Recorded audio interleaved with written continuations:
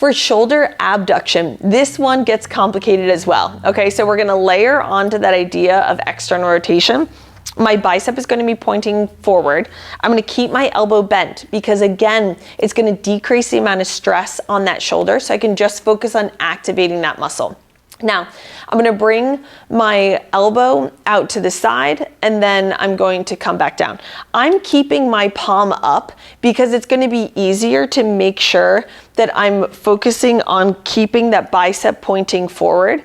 What happens sometimes is someone's palm is down is that they kind of start turning their arm in, they kind of start dropping that down. I really want to make sure that I'm maintaining that neutral position of my shoulder so my bicep is pointing forward. So what happens sometimes is that when someone goes to lift their arm up, their wrist drops and their elbow comes up. You want to make sure that you're keeping that in line that entire time.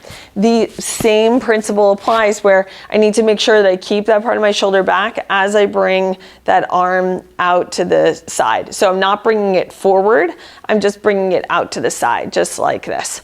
The other thing is that when someone has had a history of a rotator cuff issue, they do this. So you see how I'm starting to lift up, I'm lifting my shoulder up toward my ear to bring that arm overhead. They'll start like this and they'll slowly start bringing their shoulder up. You want to keep this shoulder down the entire time. So that shoulder blade has to stay down. The way I describe it is like you need to think about your elbow moving out. It's like you're pushing it out as much as you can as you bring it up. So it's like you need to think about it, it's like I'm pulling your arm away from you as you bring that arm up. Okay, so that's abduction.